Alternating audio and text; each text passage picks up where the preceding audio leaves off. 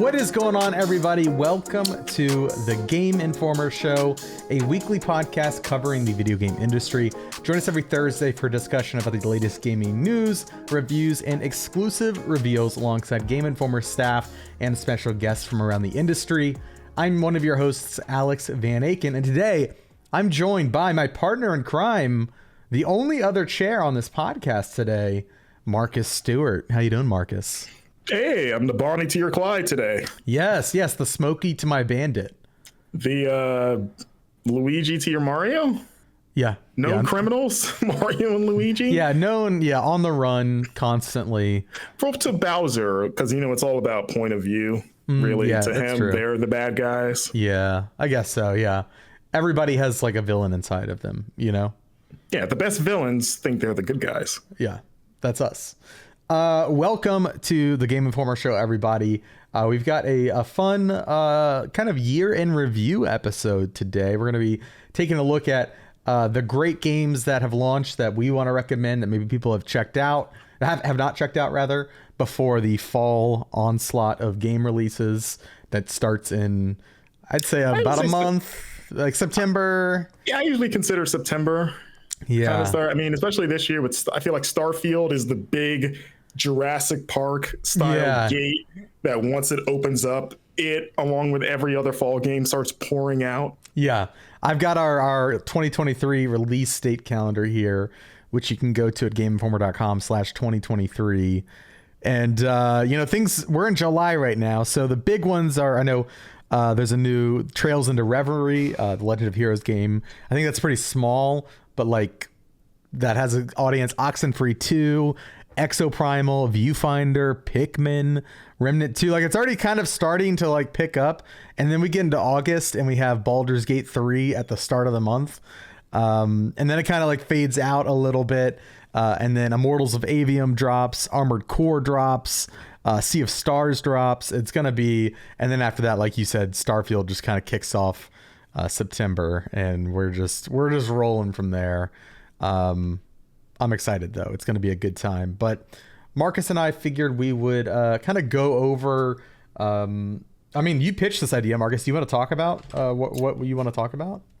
Yeah, like you said, the idea is that we're over halfway through the year now, month 7, and I think I feel like this year already could already go down as one of the greatest gaming years ever, just from like what's come out now. But even looking at the horizon of like what's coming and like the potential of those games to be good, I feel like this could be an all-time year because, this summer alone, we've gotten Street Fighter, Diablo, Final Fantasy, Zelda. But then before that, we got Resident Evil 4 remake, Dead Space, Wulong, all the like great indie games. And there's stuff that's come out like in those first few months, as is general for like every year, where like you tend to forget that some of those games come out. Like I actually forgot that Resident Evil came out, and I love that game. We did the cover story for it, and I think it's one of my favorite games of the year. But like just because it's gotten so like busy these last few months, that it's like, oh man, I hope I don't forget to go back and play some stuff, or even just to like, you want people to remember like, hey, don't forget this cool game that came out in February, like Hi-Fi Rush, for example. Or even like I'm looking, so I've got it pulled up. Video viewers will be seeing this. There's plenty of games that also came out like mid to late December that we didn't cover last year that kind of get pulled into that 2023 like consideration. Like Little Gator game came out. Chained Echoes was one. Chained Echoes is on here. We gave that a 8.75. Hi-Fi Rush was very early January. What else? Like Chia was March. I forgot Chia, and I'll play and finish that. And also not even, and those are just the games that we reviewed. I mean, there's some games that we didn't review just because of like bandwidth, that either I get to later that's like, oh, this is really good, but it's past its review period. But then you're like, oh, I definitely want to talk about this in the end of the year. And it's like plenty of games like that I have not played yet as well, that I have like my personal list. So like that's also bundled in of like wanting to maybe remind people of like, hey, this cool game came out that I personally still want to check out, then maybe you should keep an eye on too. Yeah, absolutely. I'm kind of prepping for our conversation here on the video version. But Marcus, do you want to kind of guide us through? How do you want to do this? What do we want to start with? Do we want to start with our favorite games so far that we played and go from there? Yeah, let's start with the games we played, and then we can do games that we want to play. Now, people are going to see me on my phone, and that is because I am on the GG app. Do you have this, Marcus? No, but I know you're a big GG app, like I don't know what to call you. I go through phases. Yeah. You can follow me on there if you have GG app. I'm at It's Van Aken. This isn't like it's kind of like an online like game, because I have the ghetto version of it where it's like, for me, it's just an Excel sheet that I keep every year. Fair. Yeah, that's fair. Yeah. I have an Excel spreadsheet for my Pokemon cards. Okay. I wanted something a little prettier for this. There's only so many Excel spreadsheets you can have in your life. Exactly. It's like personal budget, Pokemon cards, and that's really my limit. Right. So I keep an Excel sheet every year of the games that I kind of build out my top 10 and try to keep track of it just to make it easier to, when we have to put that together at the end of the year, I kind of head start. Me too. And then also to help me remember to play stuff, like anything that makes some noise, I keep a list of okay, here's all the games that I think were noteworthy this game. I highlight the ones that I have played, and then the ones I haven't. It gives me immediate visual indicator of okay, I still need to go back to that one. Yeah. I guess if we want to go, I have my list is alphabetical, so it's not chronological, you know. Okay. There's some stuff I remember, like the general rough stuff. How about I can take us to the calendar, and that way people can maybe easily follow along. Okay, because I have the calendar up too, so we can. Okay. I will say a shout out. If we're starting in January, one of the big games I still really want to check out is A Space for the Unbound. Me too. I bought that on Switch the other day. I have it on my Switch list. I don't know. But yeah, that's one that it's always looked cool to me since I first saw it in a Nintendo Direct that I wrote up whenever, last year. And I've heard good things about it. I know Kyle has played it and finished it, and he seems pretty big on it. I've listened to Jan Ochoa at Giant Bomb gush over it. I think the premise sounds cool. It's set in rural Indonesia in the 90s, and you play as these two high school lovers, and one of them has weird superpowers where they can read minds, and a supernatural threat hits their small town, and it's kind of dealing with that while also dealing with their own sort of personal turmoil. But it's got this pretty nice no, it's not quite 16-bit, nicer than that, but still sort of pixel art. It's a limited color palette that you might see in a 16-bit game. I think it might be maybe 32-bit or something like that. It's got its own custom palette, and I think it stays pretty consistent in that palette too, which is cool. Yeah, so that's one that's super big. I try to usually have one indie game going while I'm playing one of the bigger AAA stuff, especially if it's a longer game. It's a nice break from I'm playing Final Fantasy and Zelda right now at the same time. It's okay, those are great, but I need something more digestible in between those two. Yeah. To try to chip away at. So I don't know how long the game is. I can't imagine it's that long, but that's going to be one of those sooner than later. Another big one for January is Fire Emblem Engage, which I had to remember. It's Fire Emblem Engage is this year. We got to do Fire Emblem. I haven't. It's funny. I've only played maybe 2 Fire Emblems ever, and I've only finished one. But I love turn-based strategy, and I still have not played Three Kingdoms, which is also on my list. Yeah, I just haven't gotten to it. So it's I was thinking should I play that first before Engage? It's I should probably play Engage first mainly just because it's new and you want to talk about it at the end of the year, right? Yeah, absolutely. And people seem to love it, and I kind of like that it's a little more action focused, and it kind of scales back the slice of life stuff, from what I understand. Sure. Yeah. So not that I don't mind that stuff, but I kind of like that angle on it. So that's one I have to remember. It's one of those daunting ones. You're where am I going to find the time to squeeze in a big old Fire Emblem game? Have you played it, or do you care? No, so I played Three Houses and really liked the battle system. I'd kind of toyed around with old Fire Emblem games. I like games that are similar to Fire Emblem in their combat. I love that turn-based strategy. Like I love, oh my gosh, Banner Saga, which is reminiscent of like a Fire Emblem type game. That trilogy is awesome. But yeah, Fire Emblem itself, I think it, and I don't want to make anybody angry. Like I totally respect Fire Emblem. It's a game series that I really want to get into. But Careful. It's been like very like anime focused, I feel like. And there's certain games that I really like that for.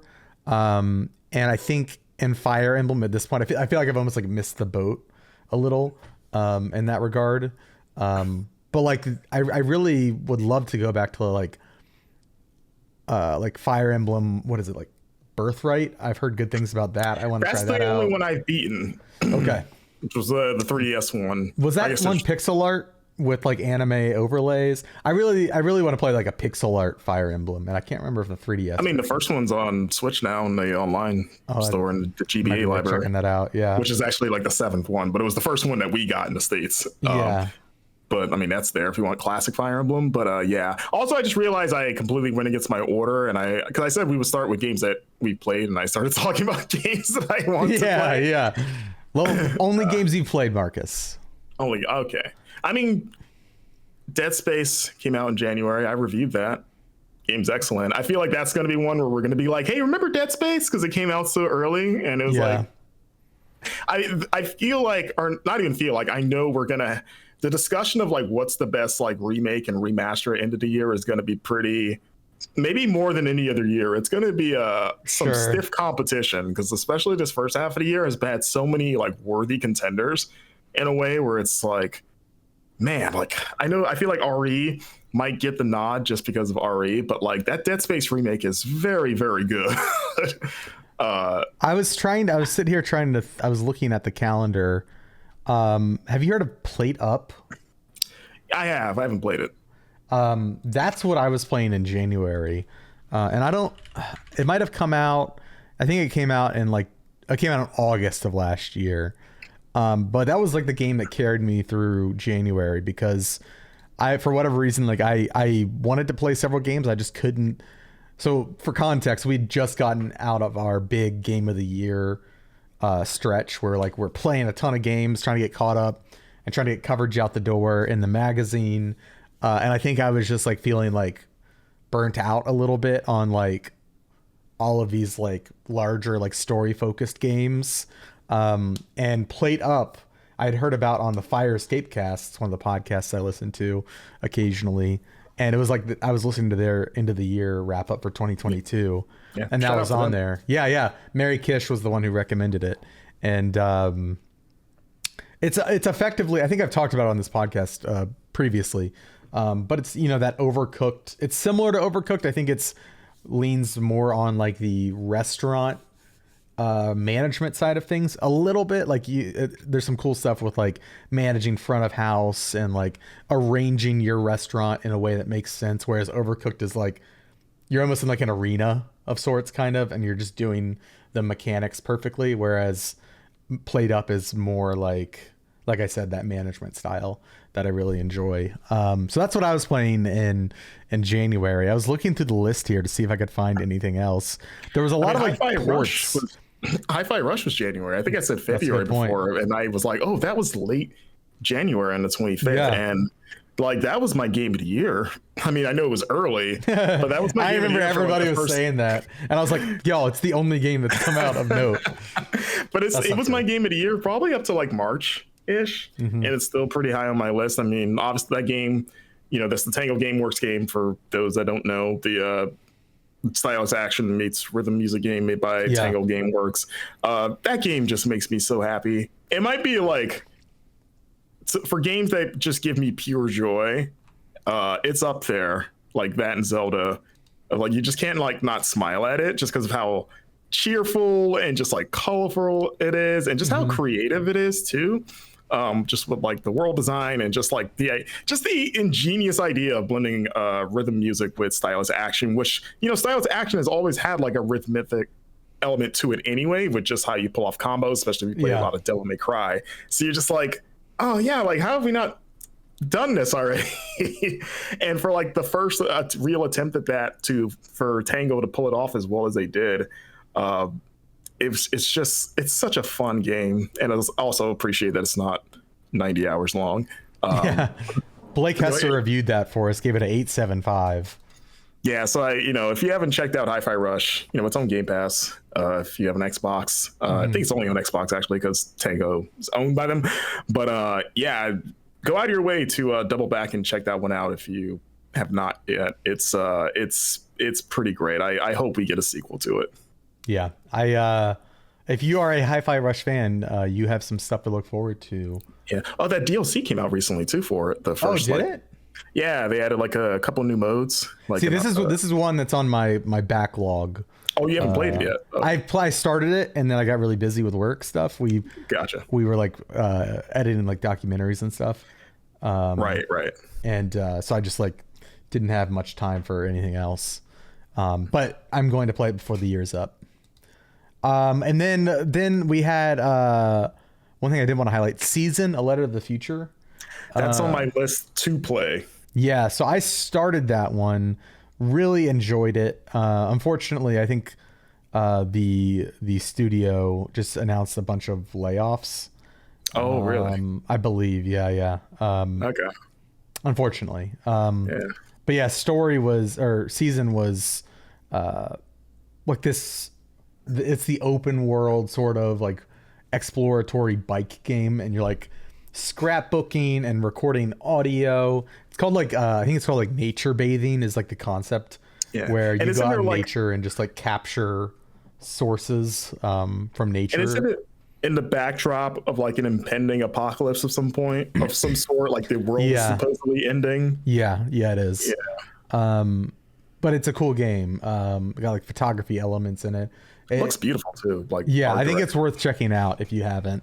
It's not like it's not going to be for everybody, but it's cool. And then we get into February, right? Yes. Metroid Prime Remastered. It's the first time I ever played Metroid Prime. That game is number one, just incredible on the Switch. Like how it looks, it's one of the best looking games on Switch easily. And it's wild to think that it's a remastered version of a. I feel like, Marcus, tell me if you feel this. With the frequency of remakes that we get, I often feel like remasters are just like way less impressive these days than they used to be. I'm like, oh, it's just a remaster. Like, I'm not expecting much. I think maybe it's because we've gotten a lot of remasters of like PS4 games that like already looked good, and so that like that fidelity jump just isn't there. Whereas Metroid Prime was a GameCube game, and so you kind of get like that ground up remakes too. Yeah. But Metroid Prime is just a remaster, so it's interesting. But it's like in the spectrum of remasters, it's definitely one of the more like they put a lot of work into this. Of like these are like new textures and like the lighting system is overhauled. And like I haven't played it yet. It's also on my to play list, but I'm a Metroid Prime fan. Yeah. And I remember I was on the NGT with Kyle watching him play it, and like watching that and seeing how good it looked, it made me want to play it like immediately. And especially just on a Switch, and just being able to lay down and play Metroid Prime with like improved controls and just again the presentation. I was like, man, it's been long enough since I last played Metroid Prime that I was like getting the itch again. I'm so psyched to eventually to get to that again. So I got to set aside time to do it. But again, it's going to be in a conversation like, okay, what's the best like one of these? I wonder if it will have to like. I feel like we go back and forth every year of like, do we separate remakes from remasters? And it just depends on like the volume of them.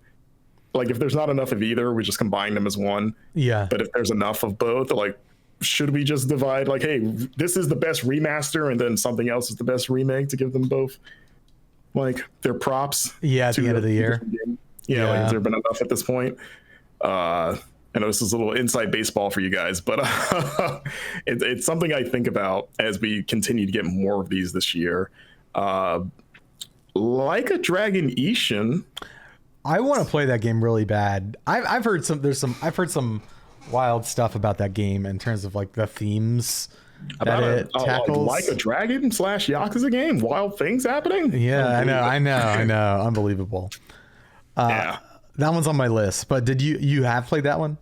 I haven't played the full game. I played went to Tokyo Game Show, me and Blake, and we went to RGG and did the big studio profile on them. Yeah. So I've played that demo. I haven't fired it up yet. There have been times where I came close to it around that time, but I was either busy with like a review game or just something else. And, those games tend to be pretty long. But I want to sit down and get to it. So like I liked I liked what I played of it for sure. And I enjoy that series. And I like this sort of like, and again, this is also another remake. So, because it's a remake of a 2014 game that never came to the West. So it's another one to toss in the pile. But yeah, I think this is going to be one of the ones like I'm kind of like when I wrap up Zelda and Final Fantasy, and I have that gap before like Starfield comes out in terms of like giant forever hour games. Like a Dragon's pretty much towards the top of that.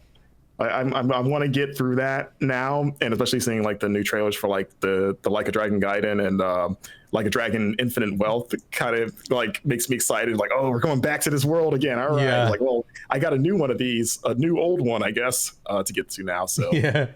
that'll be coming sooner than later.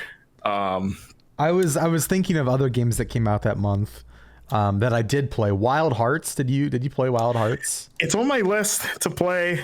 That's another one I have to remind myself, like, yeah, that was this year, wasn't it? EA made a Monster Hunter.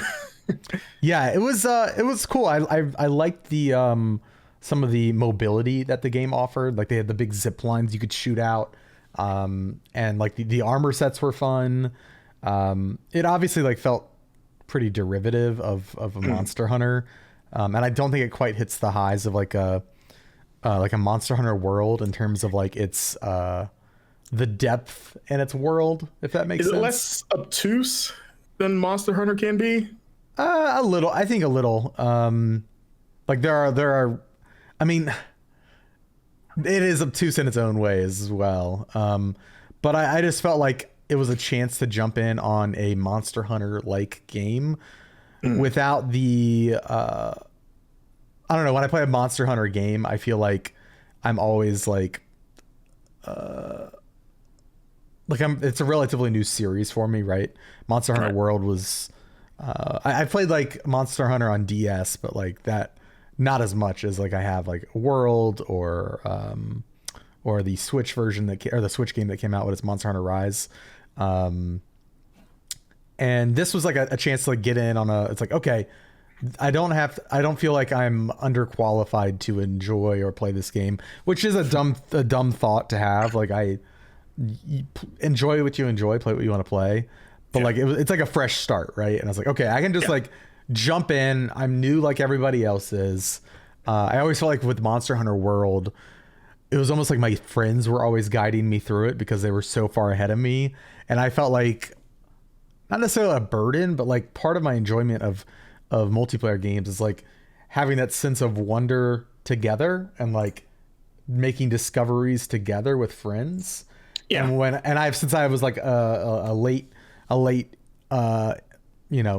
player of the Monster Hunter, the most recent two, I was always kind of getting caught up and like felt like I wasn't really offering much for my friends because they already had the gear sets they wanted. They were just playing to enjoy the game. Yeah. And so Wild Hearts was like a fresh start in that way. And I liked like the way like the wind kind of guided you. I liked the weapons. I mean, they're pretty standard for like Monster Hunter games, but they were fun. And the monster designs were cool as well. One of the monsters, I think it's the monster that's like on the little tile on like the app. It's like a white ape looking thing or whatever. Yep. Every time I scroll past, because I've had it installed on my PS5 forever, and I should probably uninstall it if I'm not going to play it anytime soon. But I keep thinking it's the guardian ape from Sekiro. And it gives me like PTSD. Like, oh my god, not you again? Yeah, he's back. Again. Real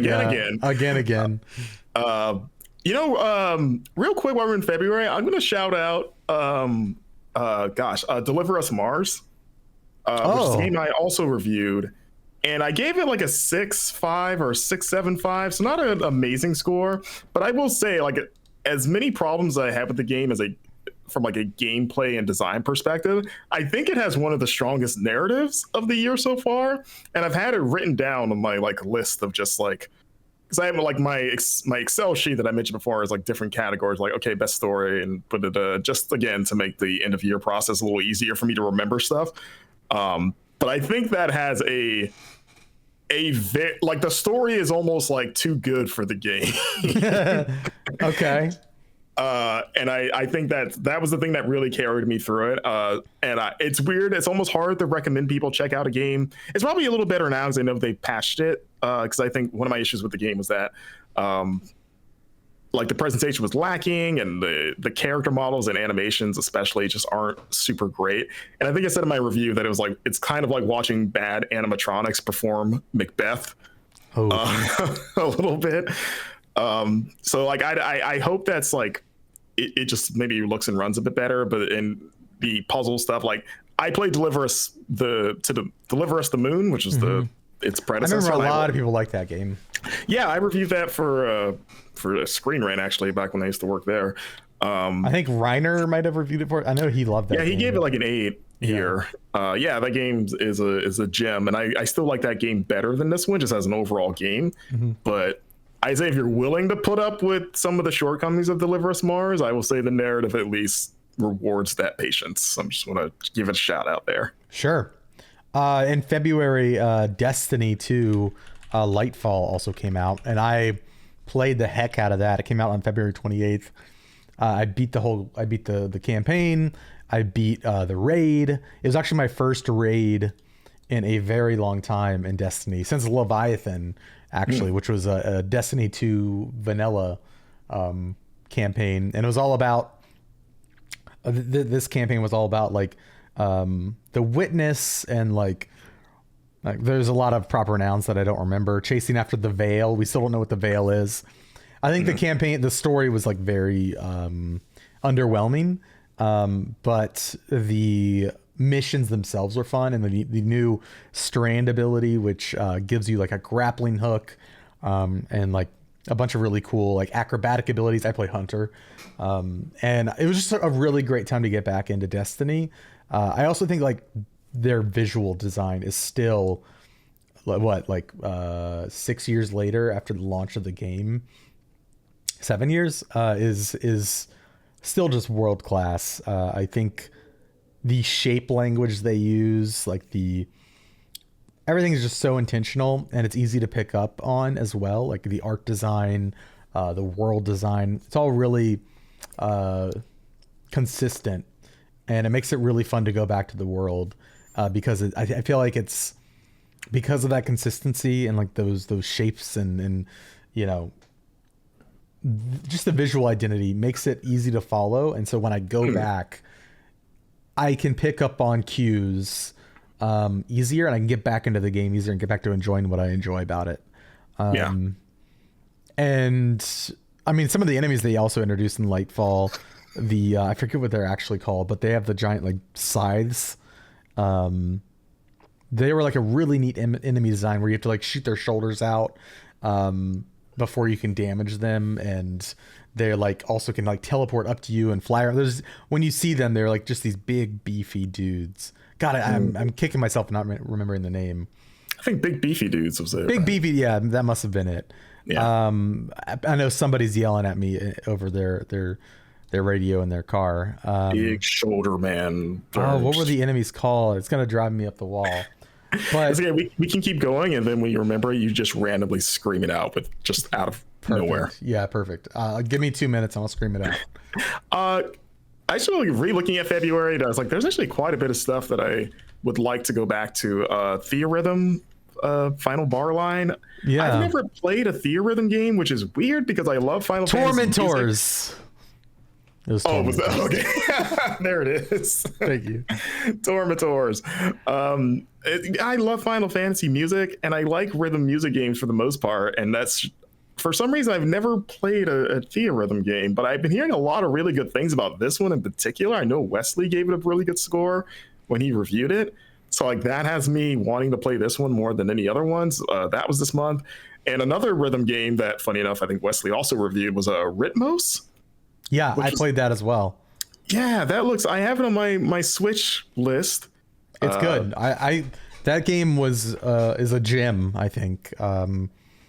It's a music-based puzzle game. Like you're solving kind of like these line-based puzzles where you're trying to complete a loop, like and there are obstacles in the way, and so it's just it's very satisfying to do. And then after you finish a piece of the puzzle, it plays it unlocks part of the music loop. And then once you complete the loop, you get access to the instrument, and you ad lib melodies on top of, and like record your own little 4-measure loop. It's cool. Yeah, like that was end of February. And also Octopath Traveler 2 was that month. I've heard a lot of good things about that.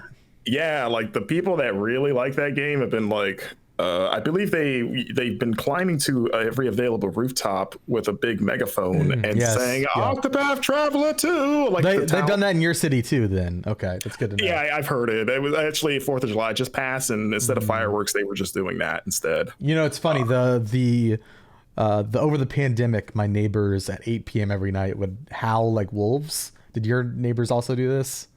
To like show support of your neighbors are dogs? No, like human beings.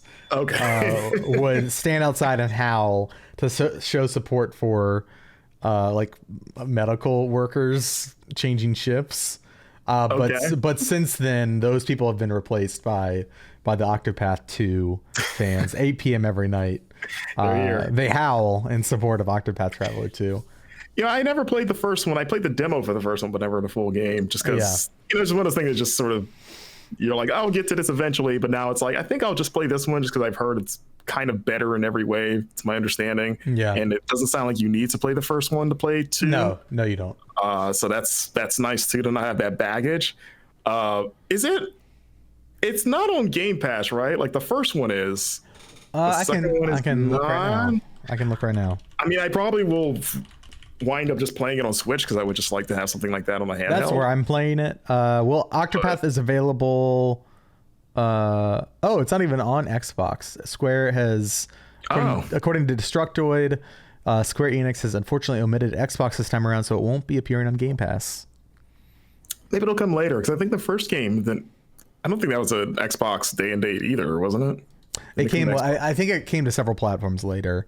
It's hard to keep track of every single game's release. A lot of games come out, guys. A lot of games come out all the time. Yeah. So yeah, I feel like I should start Octopath 2 because I like RPGs, especially and I like the HG2D stuff. You know, Live Alive was one of my favorite games last year. If you start it, I recommend Hunter. I've started it as well. I've had a really good time of the Hunter systems and storyline. And one thing that Octopath 1 did really well and Octopath 2 kind of doubles down on is just giant monsters and giant sprites that take up the whole screen. Big beefy boys? Yeah, big beefy boys. It's really great at that, and it's a lot of fun. Okay. Also, we should probably call out that February was also the PSVR 2 launch.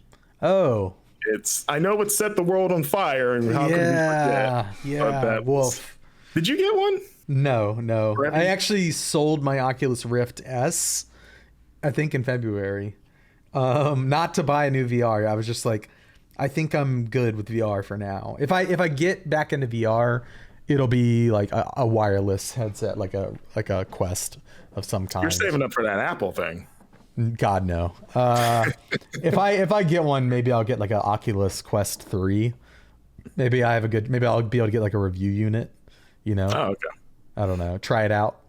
See, hopefully they have like the some good launch games. I can kind of get my VR fix and then be good again. But yeah, I just get motion sick, unfortunately. Yeah.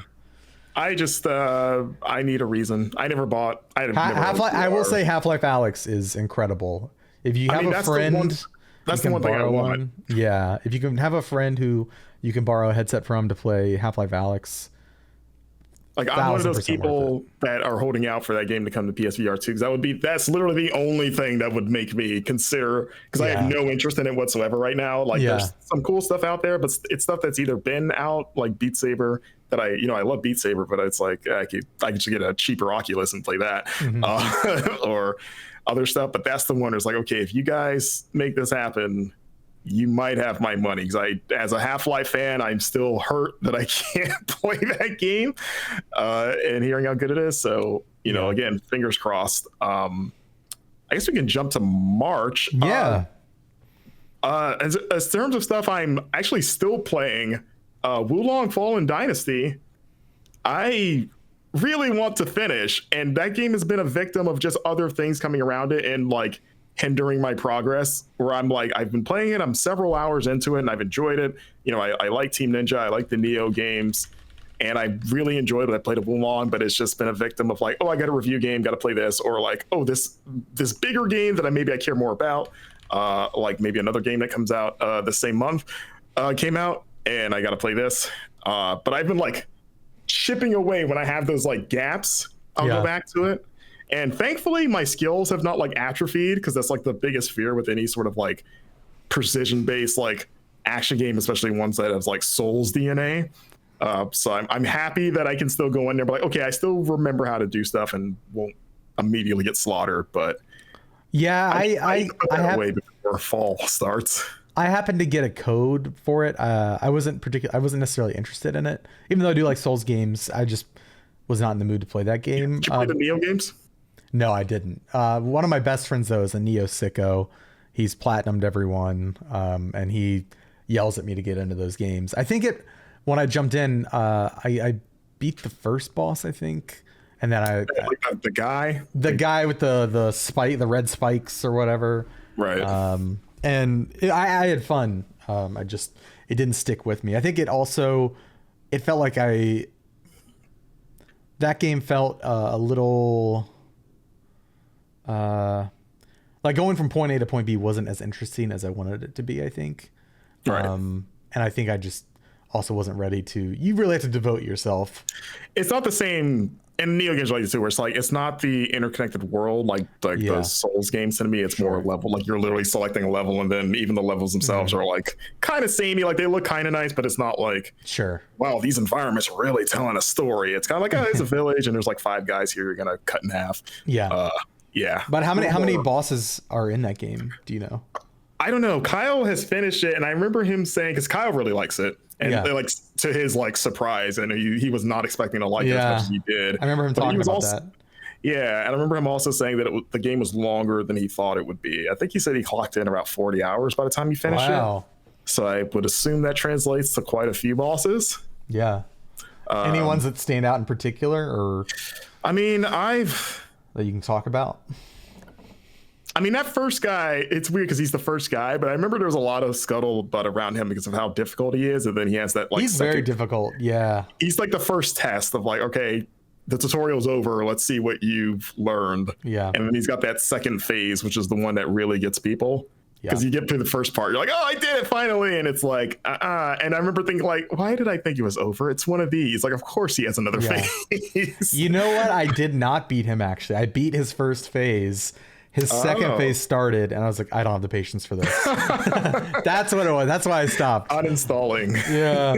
I'm a fake fan. That's how I beat this second phase, by not fighting. Yeah, fake fan. So yeah, I do want to go back and finish that, and I recommend. I feel like that's going to be one of the ones that maybe I feel like people might overlook it, because I think it sounds like it's a very good game. Just there's just these other giants in front of it that came out afterwards. Yeah. But yeah, if you're itching for a Soulsy style experience, or if you're a Neo fan, you should probably check that out. I want to check out Dead Cells Return to Castlevania. I've heard good things. I like Dead Cells a lot, and I love Castlevania. Dude, Dead Cells rips. I love that game. Fantastic. So much. It's that and Hades. Until Hades, Dead Cells was my favorite roguelike, and now it's number 2, which is still very good. It's in probably my top 5. I haven't really sat down to think about it much. Hades, and I'm a big Spelunky fan. Spelunky 2 particularly is very good. It's weird because I think the only thing that maybe deters me is that I think I've heard that I think the Castlevania content, you kind of have to work your way to it. Like I Yeah. don't believe it's just there to start, which is kind of what I want. I just want to jump right to it.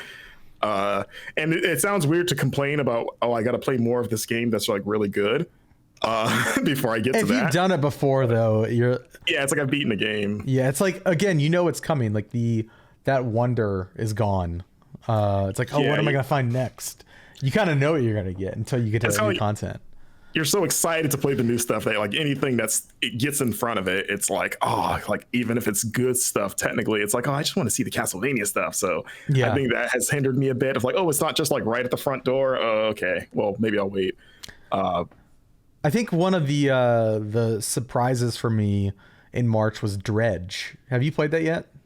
I have not finished it. It's in a Wulong holding pattern. Yeah. But I'm much far. Like I think I probably have like 25% of the game left. Like I am. That's about where I'm at. Yeah, like I'm on the second to last island. Okay, yeah. But Yeah. and so you kind of know, like, you probably explored some areas of that map that are like, yeah. Okay, yeah. Yeah. That has I really like the flow of that game. I think it's a little slow for its own good. Yeah, much like fishing. Much like fishing, yeah. Yeah. Maybe For those that don't know, this is the fishing / Lovecraftian. yeah. Horror, I guess sometimes horror. There are game? moments in that are horror. I have like screamed playing that game. I also have like thalassophobia, so there's a bit of Which that. one is that? Is that That's open fear. water? The fear of deep water. Okay. I mean, it's mild, but like it's definitely a barrier that I have to get over when I play those games. And there's a couple moments in that where you are above some mighty mysterious waters. Yeah, it's like you're out at night, you can barely see, your lights flickering, your sanity meter's dropping, and then you see like a weird silhouette underwater that's pursuing you, and you're like, I don't know what that is. Honestly, but it's funny, as scary as it is, the scariest things to me is just sailing and then a rock appears and I slam into it and like half of my cargo goes overboard. Because it's just so annoying. It's like I'm scared of a rock more than like the weird eldritch horror thing that's under the water. There's also the fish that appear like ships from far away. Oh, the first time I saw that, I was like, you ever get so mad that you're almost impressed at how like this was such a good way to get me? Yeah. It was like I was upset, but then I was like, well done, game. Yeah, absolutely. That's a good idea. God, that really got me the first time. It's just like an anglerfish, right? It is. It looks like a ship. Like just the idea of taking the anglerfish concept and be like, what if it was a ship instead of a light? Because you're gonna go to it, you know? Have you found the like giant crab monster that's disguised as a shipwreck? You would know. Probably not then.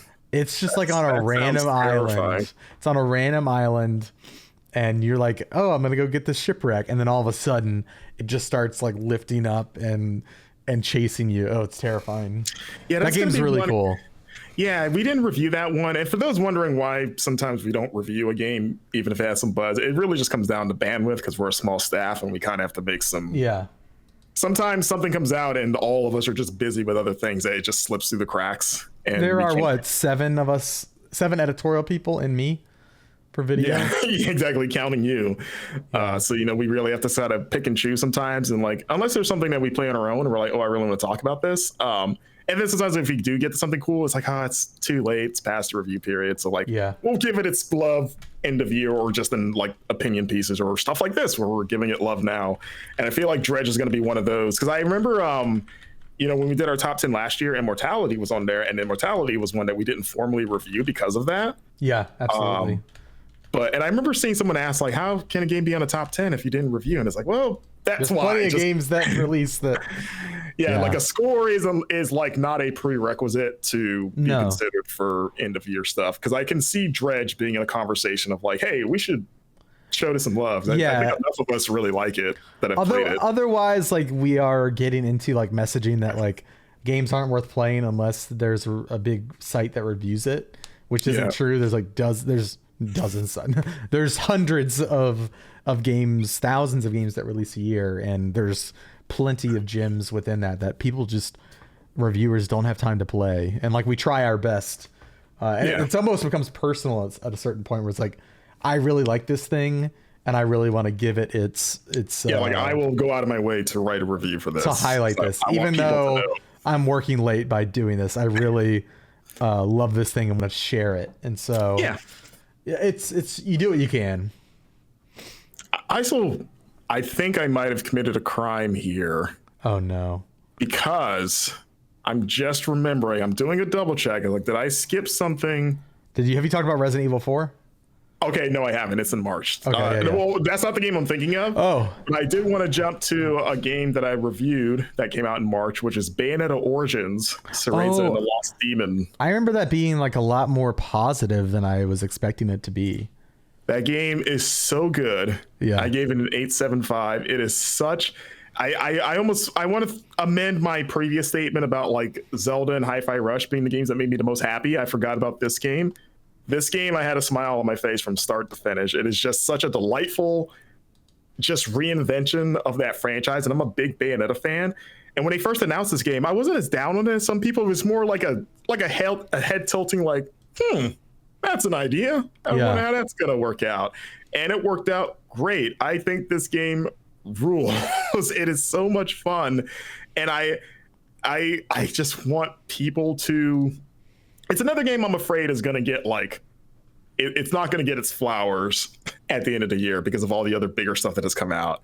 But it's like that Platinum took a chance with such an established and beloved IP and did something that a lot of people thought would be almost like a throwaway like cash grab of like, oh, they just whipped this quick little kitty looking thing together just to make a quick buck because of how soon they announced it after Bayonetta 3 came out. Yeah, it was kind of like whiplash. I was like, wait, what? I haven't even... Yeah, you're like, oh, they probably put their B team on this. Probably not going to be that great. And you're like, no, I think I had, in terms of like consistent fun, I had more fun with this than Bayonetta 3, which I think has great highs, but some of the lows are a little low.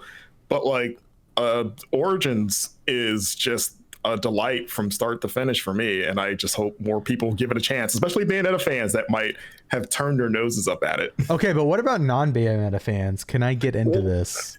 Well, that's what I was going to say too, because one, it's a prequel, so you don't need to worry about the lore of the first 3 games, and also it doesn't, even if it's a prequel, it doesn't depend on you knowing what's about to come.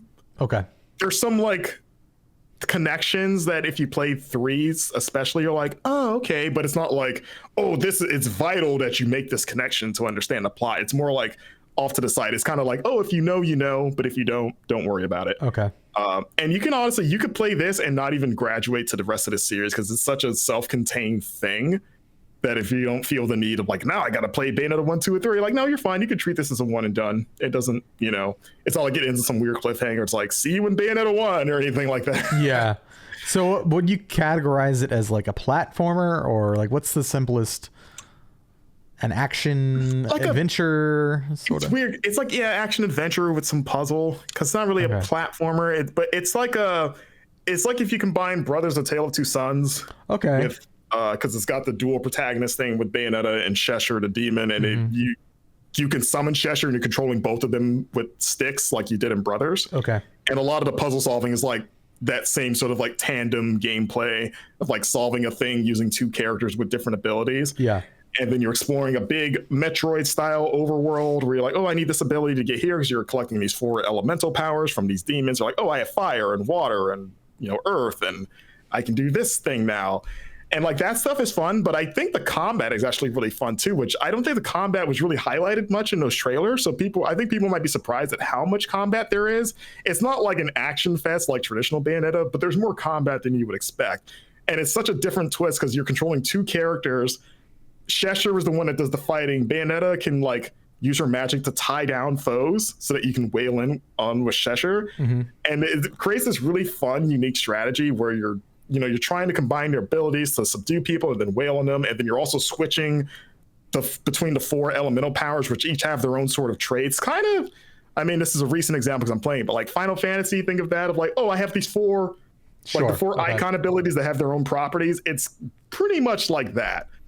We're like, oh, the grass one has a vine that I can use to yank people towards me, and the fire one can do this, and the water one can do this. How do I mix these up? It's the combat feels good. It probably should have been a mess because of the two character thing, but they found a way to make it work. I really can't sing that game's praises enough. I hope people, if you haven't played it again, go back and give it a shot. Hell yeah.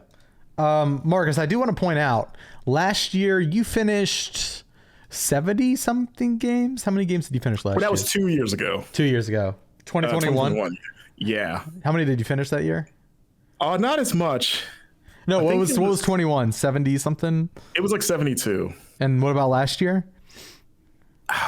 God, I have to remember talking about it. It might have been like in the 40s. And what are you tracking for this year?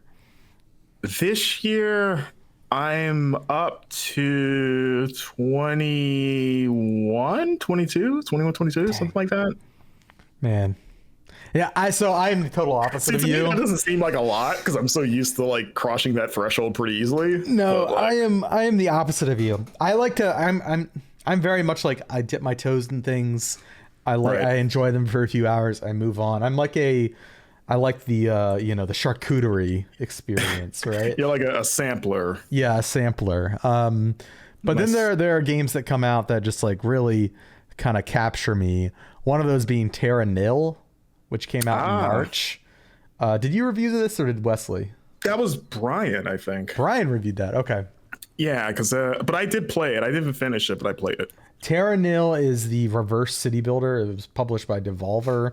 And, think of like a classic city builder where you are, bare earth, building up cities and structures. And it's the opposite of that. Like the city, what you are building are like rehabilitation centers and tools and like irrigation systems. And you are literally in like dropping rivers into barren planets to repopulate. You are planting grass and you're extracting toxins from water. You're effectively making a paradise, and then you remove all of that stuff through additional city building mechanics, and you kind of leave it all like without a trace. So you're just rehabilitating nature, and it's a really feel good city builder. It's also got some really clever mechanics that go on that kind of change from planet to planet. My only problem with the games, I've played it, but I have yet to finish the first biome. I'm like at the end. I hit a wall where like, because the game's kind of like, if you don't plan everything right kind of early on, you kind of get screwed to the point where you kind of have to restart a bit, and you can restart sections. I haven't had to restart yet. You really got to go back and be like, I need to undo like three sucks. different. And I haven't run into that.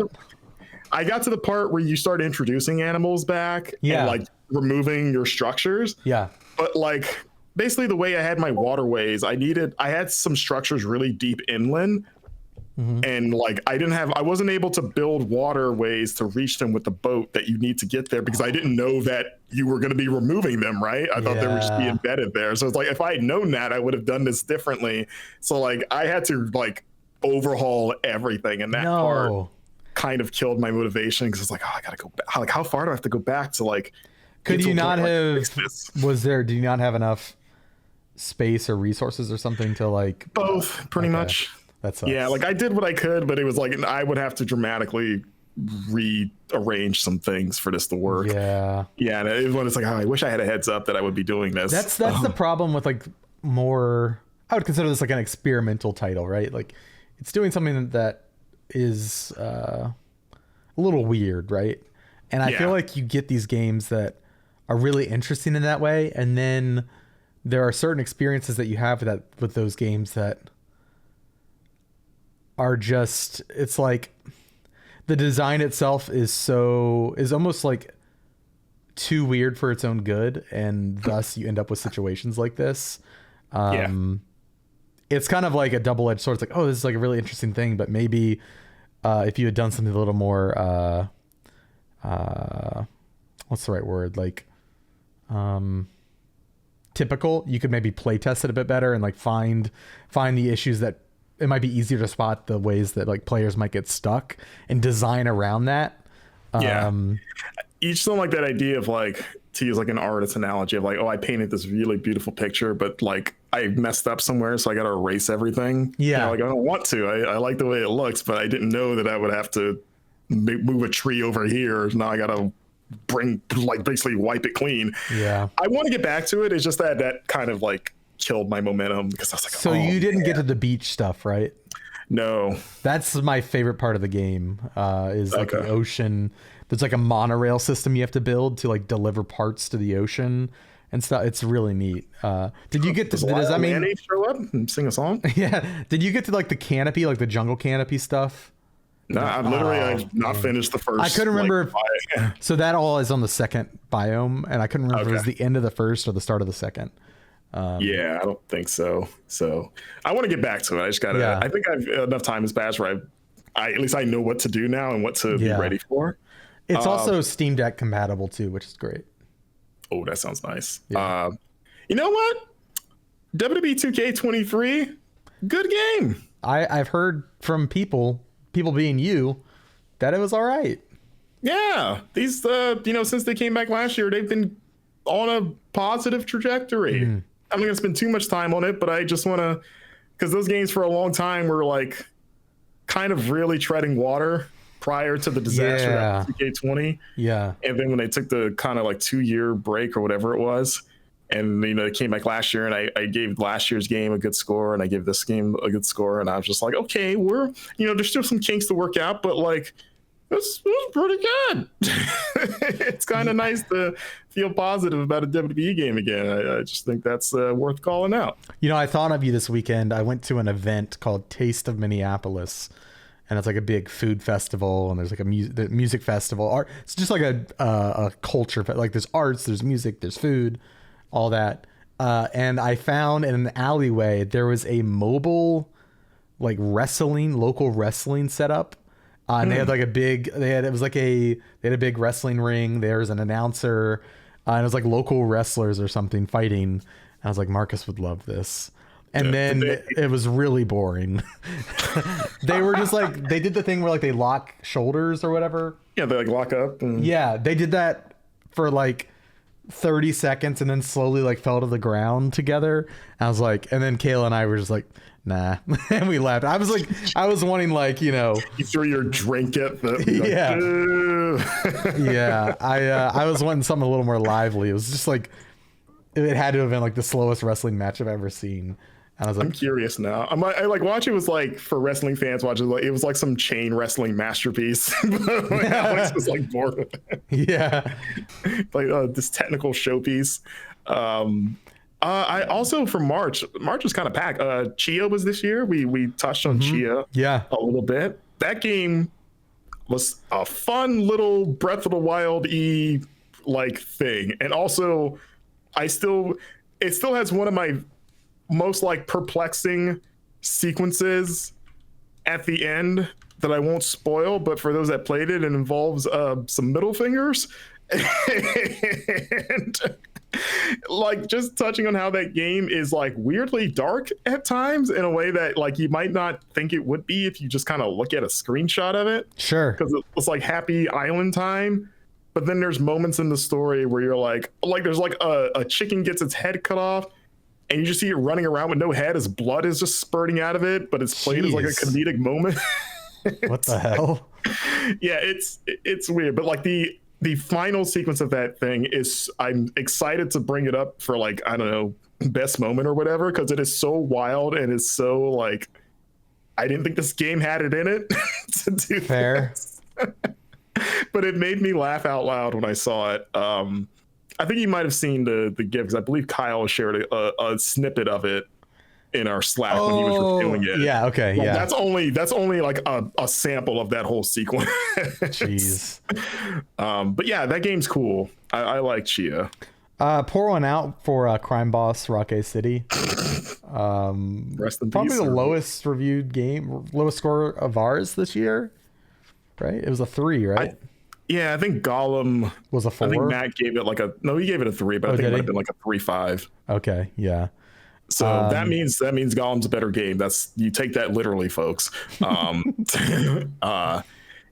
what a thing. What a Shout choice. out to Wes for suffering through that for us. He he died so that we could live. Yeah, I think so. It's like a Jesus analogy we're going with, I guess. Yeah. You know what's not a 3 is Resident Evil 4. That came out March. Yeah, it did.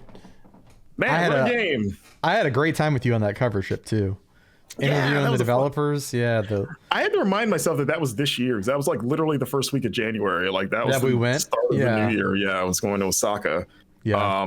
Yeah, that was a fun trip, and that was a fun game, of a great remake of an already amazing game. Yeah. Like, I enjoyed the hell out of that RE remake. It felt familiar, but it felt new in like the right ways, and a triumph, some might say. A triumph of I thought I had a joke about Biohazard. I did not. So sorry to disappoint people that may have been expecting it, but it was not a hazard to play the game. Okay. And I updated my bio to more say like a residence good. of fun. Yeah. Yeah, Resident. I got nothing. But yeah, Resident Evil 4 is super good. I think it. Do you think it's a GOTY contender? I know remakes are a little foggy in that conversation, but does it do enough to be considered, you think? But I mean, they did add a lot and change. Like it. Maybe. I think it just really depends who's in the room at the end of the year, who's fighting for what. I think yes, there's a world where it could be a GOTY contender. I tend to give more weight to new releases, you know. Of course, right. Like if Tears of the Kingdom hadn't come out this year, or I'm trying to think of another giant game that reviewed well, Final Fantasy 16, like those are new experiences that are really, really great. And I think I would rather one of those get it than a remake of a really, really classic game. Like you know, arguably one of the greatest games ever, but like, yeah, we've had that game for decades.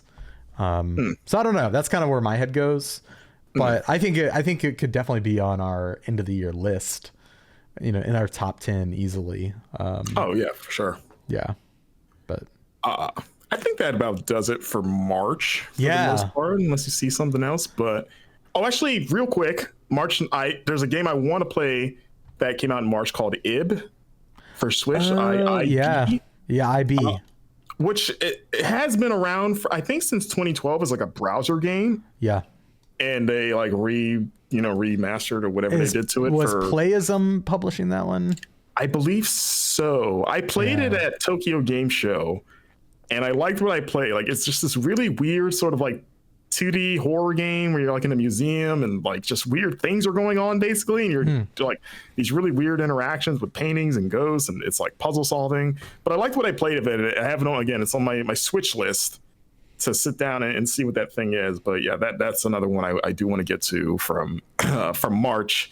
So yeah, with that said, we can jump ahead to April. This might surprise some people, but Grim Grimoire Once More, which was like the remaster of Grim Grimoire, which was Vanillaware's like PS2 sort of like platformer adventure game where you play as a witch trying to save a witch school from bad things. I don't know. Are you a Vanillaware fan? This is the team behind... These are all words you're saying to me, Marcus. Vanillaware is the team behind Dragon's Crown, Odin's Sphere, most recently 13 Sentinels. Okay. I am familiar with their work. I have not played. Like, they games. have a very distinct art style where you see it and go like, okay, that's Vanillaware. Yeah, 13 Sentinels. I remember just being struck by that art style. That's a game I also need to. It's on my backlog to get to because I heard very good things about it, and I like Vanillaware generally. But yeah, I've never played Grim Grimoire back in its day, and when they announced this remaster, I was like, oh, I want to go back to that. So that's like just to sort of like fill out their back catalog. But yeah, other than that, let's see. There's Dead Island 2. I need to finish Dead Island 2. That was another one where I started it, and then other things came out, and I'm not even that far. Like, I'm still in, like, I guess, based on how I've heard that game is structured, I think I'm still like in the first area, I guess. Okay. Like in the neighborhood. Sure, like Bel Air and stuff like that. Yeah, whatever area it's supposed to be, like what the influencer house is and stuff. Yeah, like that area. I liked what I played of it, and it was fun as like I've been wanting to get back to it more and more, just hearing how linear it is. And normally maybe some people might think that's a negative, but with so many big open world games, like I'm actually kind of glad that it's like a more linear experience than the first game was. So I'm like, yeah, I can just give me like a nice focus, like stupid zombie game that like looks gross in a good way and has some like stupid humor. Like, sure, that sounds so fun. I'm just glad the game managed to stick the landing for the most part after everything it's been through. Yeah. And like even like the physics systems are all really fun, and like the little puzzles that you have to solve to like turn on power to places, it's all fairly standard, physics puzzles, but it feels really good in Dead Island. And I think it pairs well with the it's kind of like it stops you in your tracks a little bit sometimes, and you're like, huh, can I do this? And for a game that's very much like your eyes can start to bleed from just like I don't want to, I always say this as like a descriptor, not necessarily a way to like, I don't mean this to be detrimental to the game, but it's kind of like you can kind of like turn your brain off and just slash zombies. And yeah, like it's just like a fun, it's like a junk food. Yeah, there you go. Yeah, exactly. It's like, which I like a good junk food game. You need a good junk food game. It's like it's great to have the critically acclaimed, award-winning, show-stopping games. Sometimes it's like, I just need dumb fun right now. Yeah, and it's pulp, and that's I mean, they've said themselves in our interviews with them for our cover story, like they are very influenced by like pulp action movies, and that's what this is. But I felt like I don't even like pulp. Yeah, in my juice. Okay, I mean, I usually get pulp free when I buy juice. I don't mind pulp. I don't mind pulp. And get some teeth. And in Dead Island too, like those little moments of environmental interactions and like playing with the physics, it's like a fun way to kind of get away from that like thoughtless monster slaying a little bit, and it's like, oh, I can use my brain a little bit here, let me figure this out. Okay, now I'm back to just like the pulp and the action, and it's a good balance. I feel like I need to finish it, but I've had a lot of fun with Dead Island 2 so far. Yeah. Also, Horizon Forbidden West Burning Shores, the big story expansion Horizon. Yeah, you get a boat. You do get a boat that I barely used because you can fly around, so why would I use a boat? Yeah. And like I can call my cool pterodactyl looking robot. That's infinitely cooler. I reviewed that, Burning Shores, and I really liked it. If you like Horizon Forbidden West, it's worth checking out. Because there was some significant enough story advancement for like that wild ending to Forbidden West, and also it's got that Lance Reddick tribute that I only recently found out about. One of the games that was kind of I've been looking forward to since seeing it at Gamescom was Minecraft Legends. Sarah Thwaites, freelancer journalist Sarah Thwaites, actually met her at Gamescom. She's been reviewing several games for us as of late. Wrote a really cool magazine feature a few months back. Shout out to Sarah. Yeah, she's been on the podcast.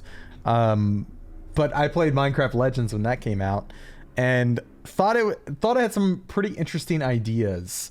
I think it kind of got in its own way with like it kind of forced a story, a lot of story like cinematics and stuff where it didn't need to be. It's very kind of handholdy in the early hours, which kind of sapped some of my enjoyment of it. But I thought the game, I think Sarah gave it a 7. I agree with that. Like it's solid, and it's that action RTS kind of. I think like Overlord, or I think it got a lot of references to like Brutal Legend, but in Minecraft, right? And so you get to like build structures and build like ramps to cross like gaps of lava.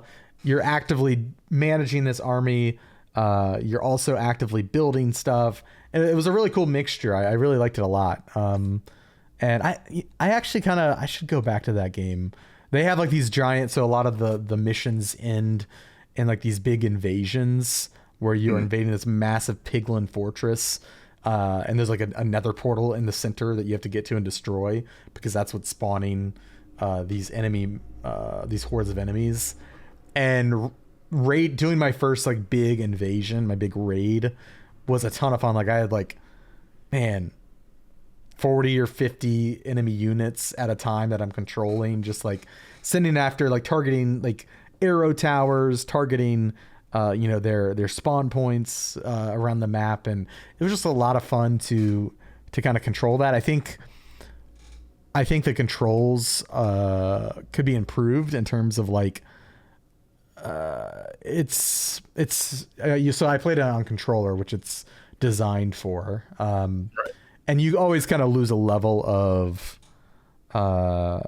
precision when you're controlling an RTS on a gamepad. I think I wanted a little more available options for the way I control my units, rather than, okay, go attack that, don't attack. Like I wish I could have like set up like patrols. That's like a thing I love to do in RTS games. Like, okay, this unit is going to just be there on perimeter, and I've mapped out their path, and they're just going to stick to that. There's some moments, like some basic RTS stuff that I wanted, that at least where I'm at in the game, I didn't have. But overall, like really fun weekend. Like if you like Minecraft, you want a little strategy, I definitely recommend Minecraft Legends. If you can handle like them throwing, too much exposition at you. I installed it when it came out, but I've yet to boot it up. Yeah. Yeah, it's there waiting for me.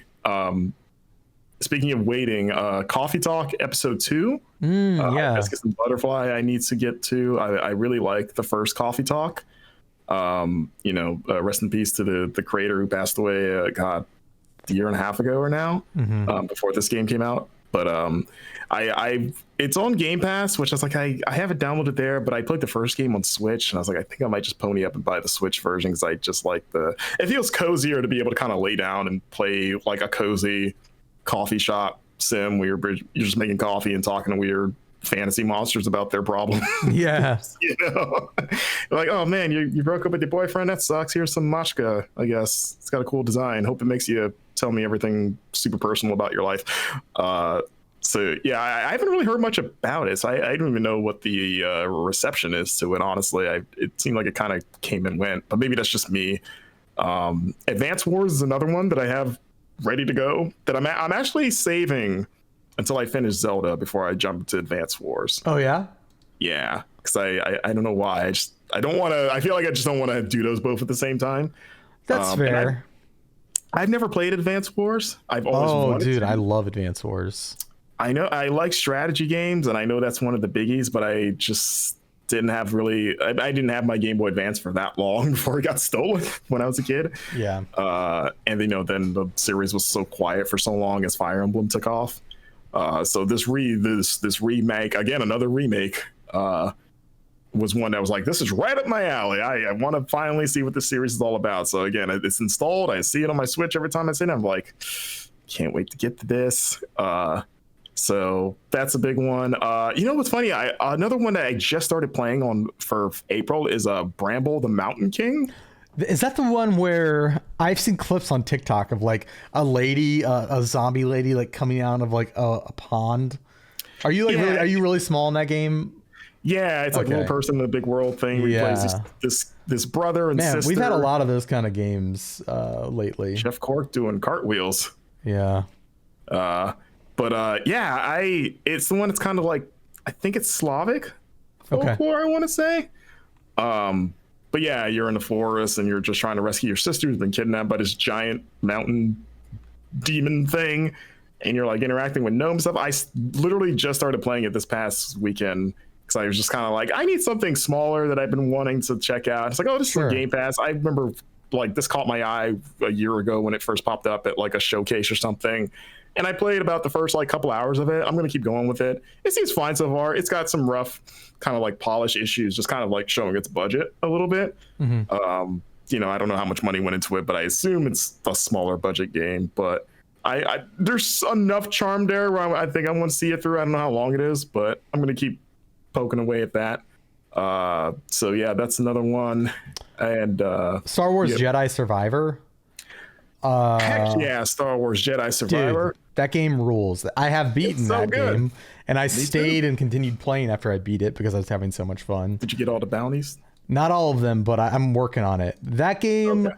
is so good. I think really good. it is.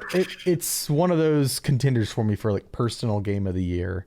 I feel like it's gonna get. I think it's another one that it's already maybe in danger of being overlooked, which again speaks to how strong the year has been. Yeah. For that something that big and that good might get a little bit of a like, I don't know, a shadow over it, I guess. I think people might be a little scared off based on like Fallen Order. I think this game's leaps and bounds improves Fallen Order in every way.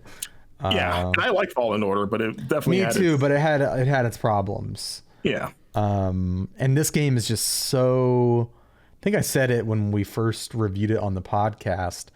I said it feels just so confident in what it is, whereas Fallen Order felt like it was borrowing these cool elements from other games, but it never really hit that stride I really wanted it to.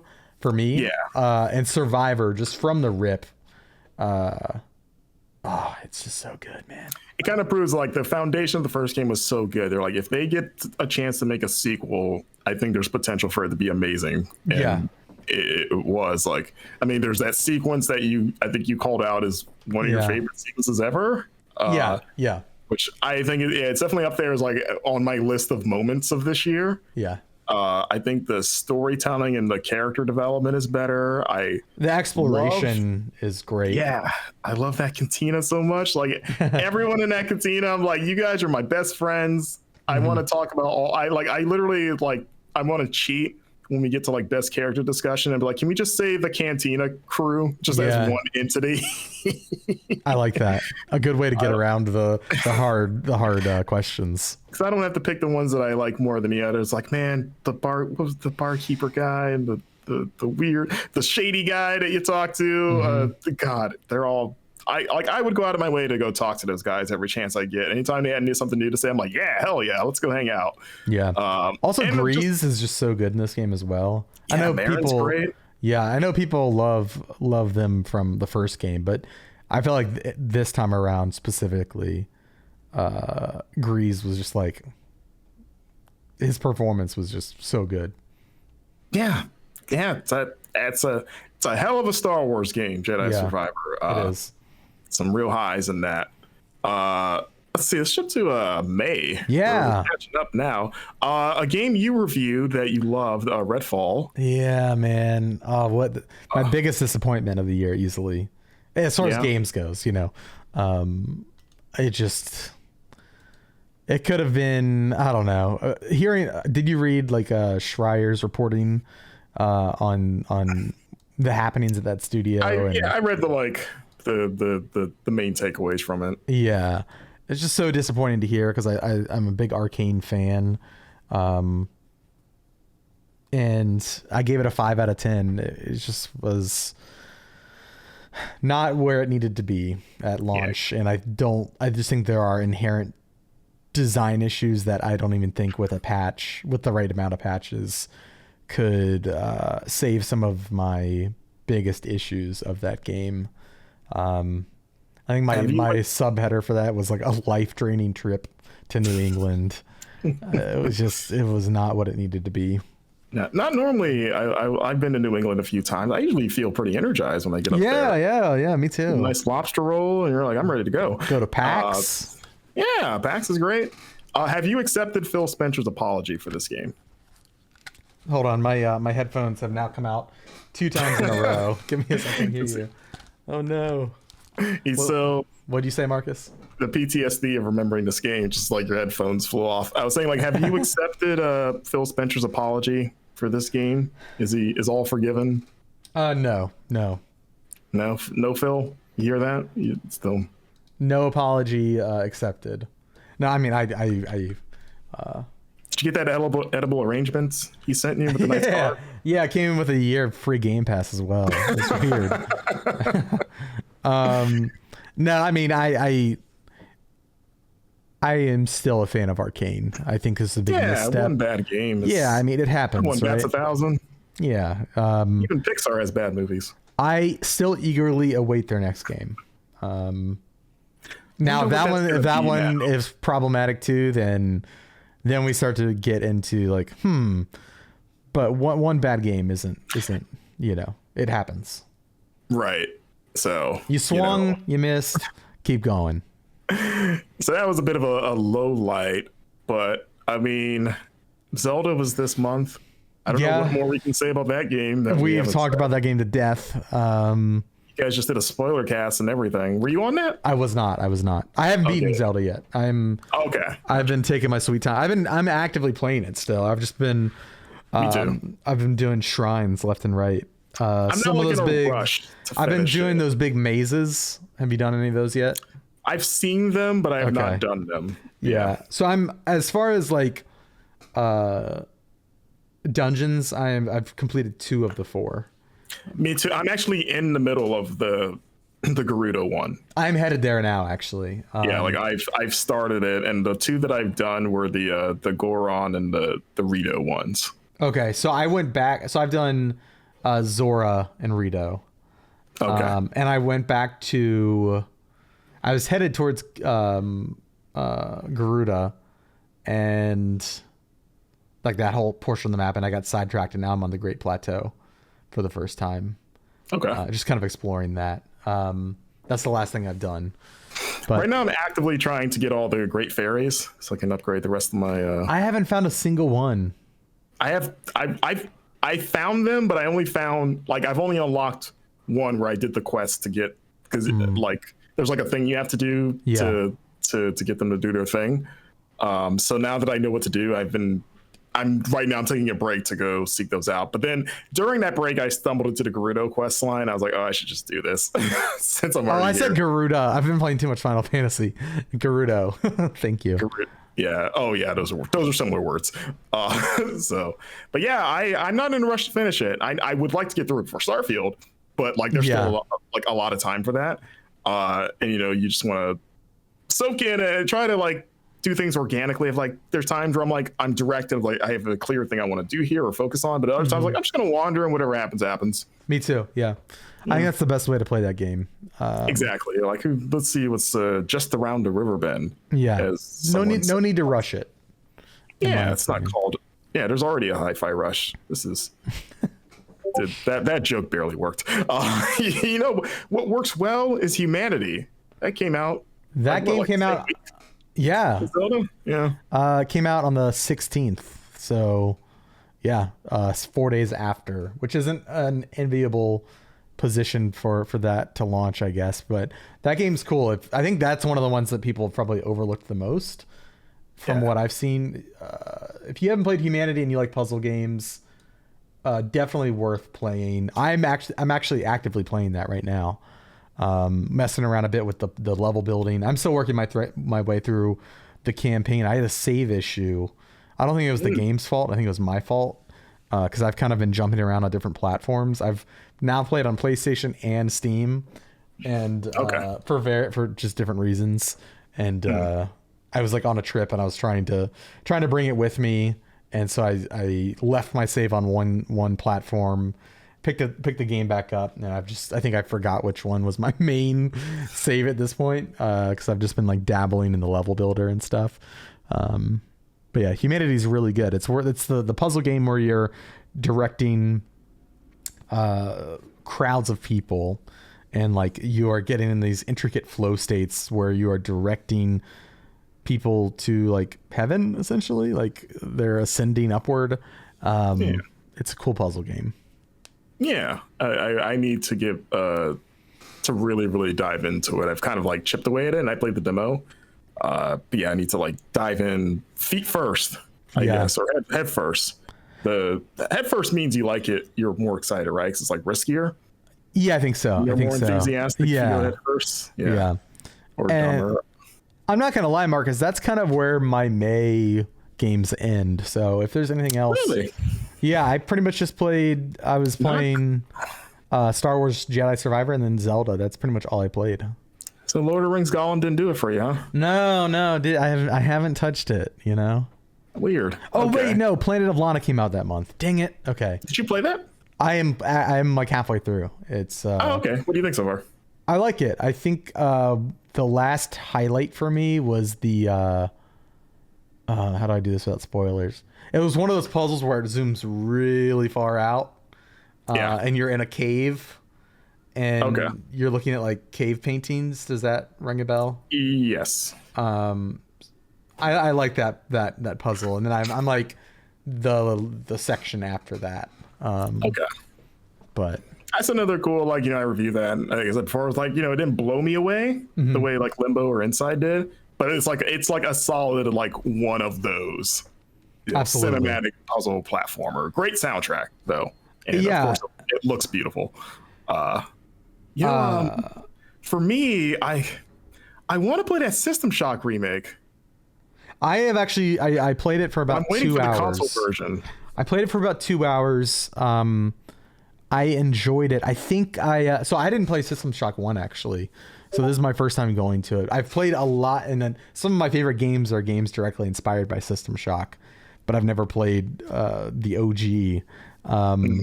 I'm really enjoying it so far. Does it only take place on that one location? I've never played System Shock. Okay. So yeah, I do not know. The environment was the only thing that I want more from. Like it's all like really well done, like systems wise, like the way the interacting with the game is a lot of fun. And I even like the art style, but I think the location that I'm in is starting to get a bit old, and I'm hoping that because it all takes place on this giant, like effectively like a big space station. As far as my understanding goes. Do you mind the hardcore save system? No, I don't mind it. I don't mind it. Okay. Yeah. Because from what I understand, there's no autosaves. It's like manual. So like, I've heard it can be pretty easy to lose a ton of progress if you're not kind of like staying on top of that. Like I'm a quick saving and person. stuff. I always manual save in games just because I don't always trust autosave. Fair. So like even in Final Fantasy, I'm just I'm manual saving. You see the little spinning thing in the corner, like I don't trust it. Sorry. Yeah, maybe it's like a OCD thing. I need to do it myself, and so that's just not a problem for me. Okay. Yeah. Yeah, I think I'm waiting for the console release of that before I get to it. But it's that came out on PC at the end of May. Also, there's Lego 2K Drive I want to get to. That looks cool, but it came out so close to Zelda that I have it installed on my Xbox, and I watched Kyle stream it. And it looks fun, but it was just a victim of Zelda, basically. Dude, there's a casualty way too many of Link. games. Yeah, you're like, I'll get to this eventually. It just will not be now. Yeah. And yeah, other than that, real quick, because I keep seeing it. Have you played any of those League of Legends games? Like those like spin-off games like Convergence and like Mage Seeker? Because both of those came out in the last few months. I haven't. They're on my list to play. I have been playing League again. I haven't played any of the spin-offs. I want to, because the Mage Seeker one in particular is done by the devs who made Moonlighter in collaboration with them. Okay. And I love Moonlighter. And so those are on my list, but no, I have not. I have not played them.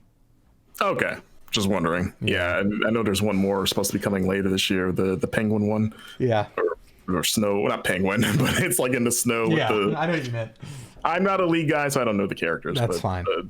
Okay. I am a League guy, and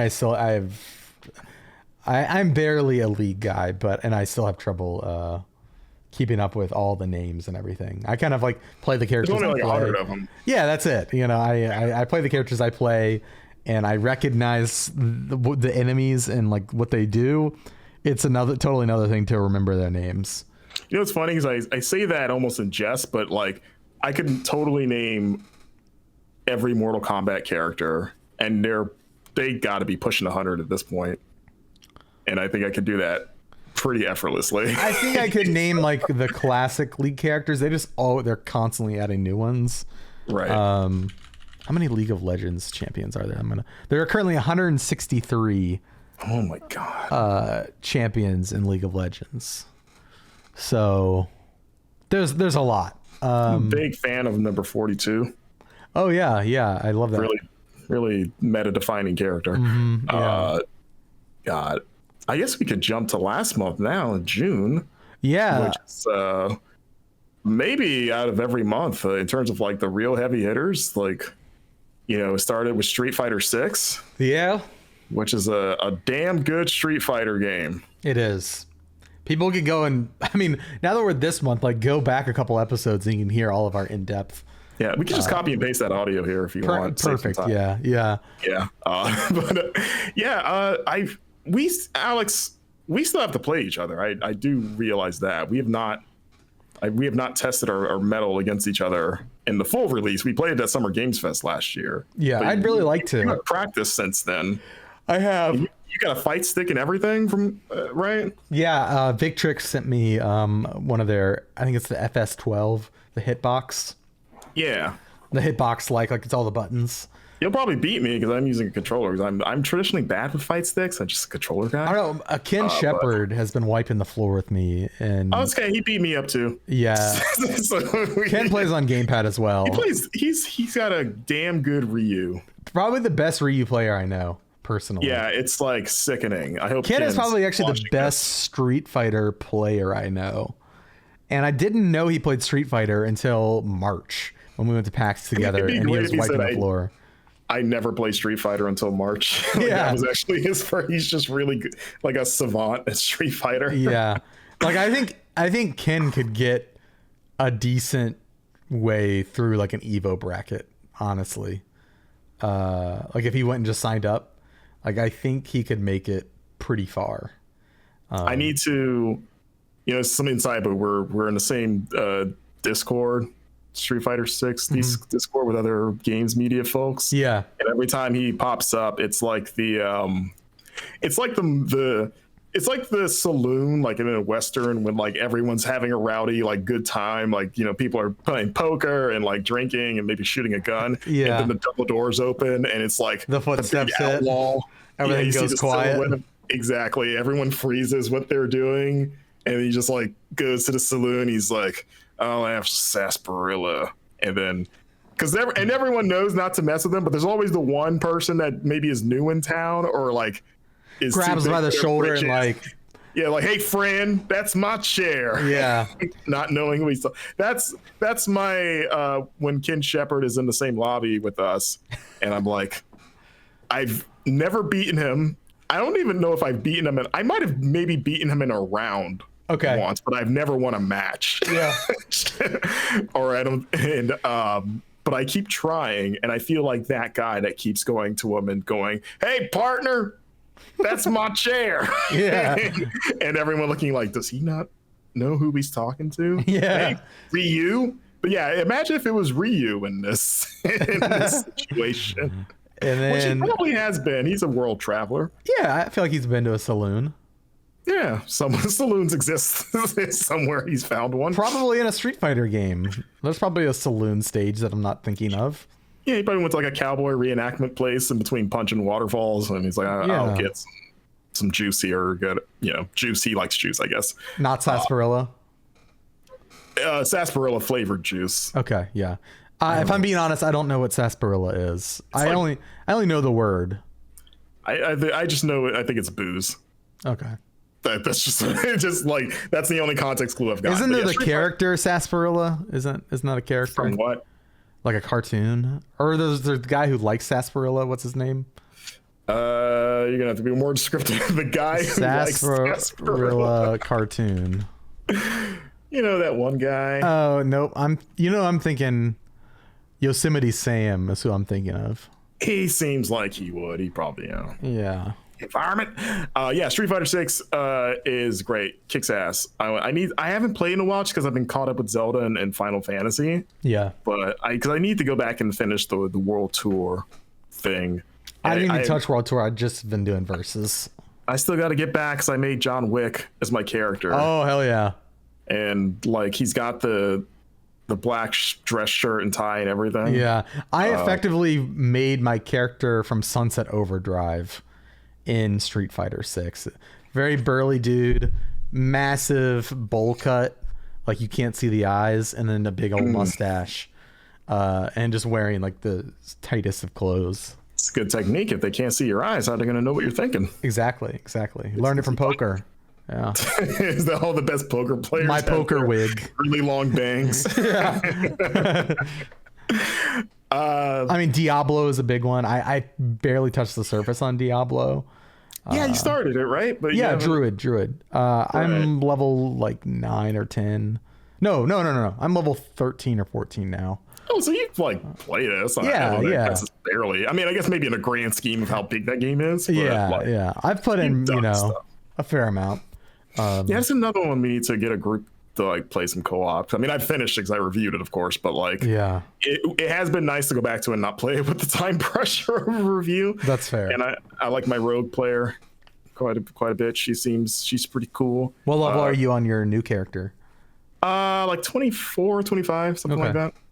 Like I'm not doing too much of the main story stuff, and I'm actually going out of order in the acts because when I reviewed it, I was like, oh, act 1, 2, 3, like I'm just gonna do it in the order they present it. Now I'm intentionally like I've done most of act 2 and I've barely done act 1 just because I kind of want to see how that works, and they let you. So and it's like, oh, I already know what's gonna happen, so doesn't matter, doesn't mess anything up for me. But that game it's a good, I mean, I think those games have always been like really good, sort of like I'm gonna zone out and just like murder like 1,000 things in like really effective ways, and just that the power escalation of like, oh, I got this great armor, this feels great, how can I tweak this, and it's just the building a specialized character feels really good. Of like once you know or realize that you can't unlock everything, and you start focusing in on what you do want your character to be, is pretty fun for me.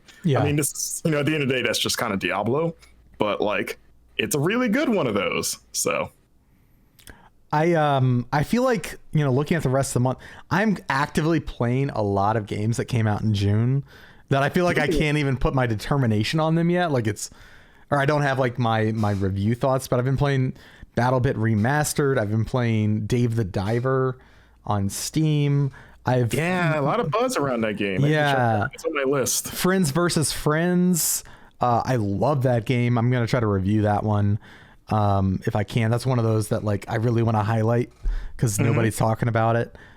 Crash Team Rumble I've messed around with. Like I need to start that. I feel like that's like a multiplayer only game, right? Yeah. I feel like, is there a meta forming around that game? I just play the bruiser character, just like the ones, I think that's their archetype. I just worry that's okay, if I wait too long, people are going to get too good, and then I mean, maybe, but it gets hard for me to get in. Yeah, that's fair. But I feel like right now I'm kind of bouncing around. I want to play Park Beyond. I know it didn't review too well, but I still want to check it out. I'm kind of in that moment right Dark now. Descent came out, and apparently that's a pretty solid. I'm not a big Aliens fan, like as far as the games go. But it's like sort of like an XCOM-ish. Oh, that might change things. Okay, like a real-time tactical shooter where you're leading just a bunch of dudes, and they're getting picked off. Shooter? Yeah, these like a real-time tactical. Pretty much what I said.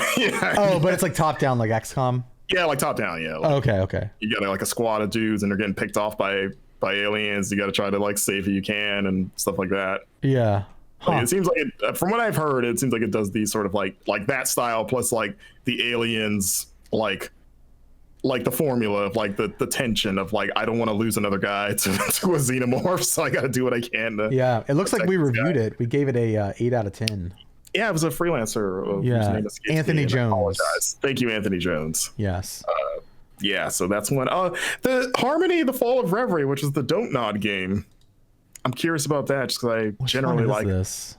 That's the like animated. I recognize the thumbnail. Yeah, it's got like choice-driven story thing with like gods or something. It's weird because like Don't Nod's been pumping out games left and right lately, it feels like. Yeah, they have. This is out, and they've got that Banishers game that comes out later this year, the one with the ghost. That looks really fascinating. And they just announced that climbing game, Jusant.